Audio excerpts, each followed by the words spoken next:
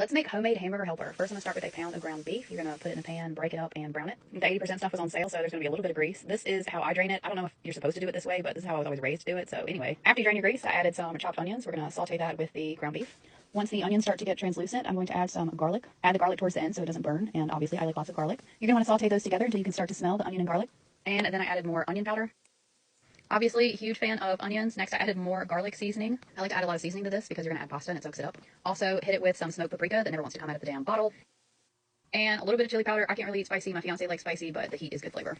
Saute all of this together. It starts to smell great. I didn't have beef stock on hand, so I used bouillon cubes. I added 2 cubes, about 2 cups of water, threw it in the microwave for like 4 minutes. You're going to want to add your broth to the pan and turn up the heat.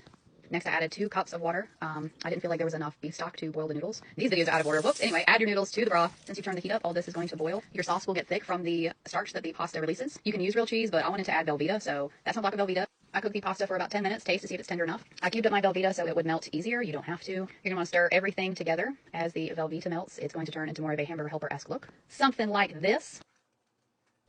Once the cheese is melted, you're going to add a can of cream of mushroom soup.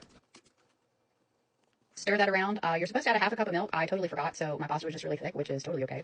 This meal is very nostalgic for me. My dad, when he got custody of us, used to make us hamburger helper all the time. He was an extremely smart man, but not great in the kitchen. So we used to have 4 cheese hamburger helper a lot for dinner. I know that if he could taste this, he would be super impressed because homemade always tastes better than the box kind. Anyway, this is what it looks like when it's done. Y'all, talk about comfort food. I topped it with parsley just to make it look fancy, but it is so cheesy, and the noodles, oh my goodness, and hamburger and seasoning together. Total food coma afterward. Please like and follow for more. Thank you so much for watching.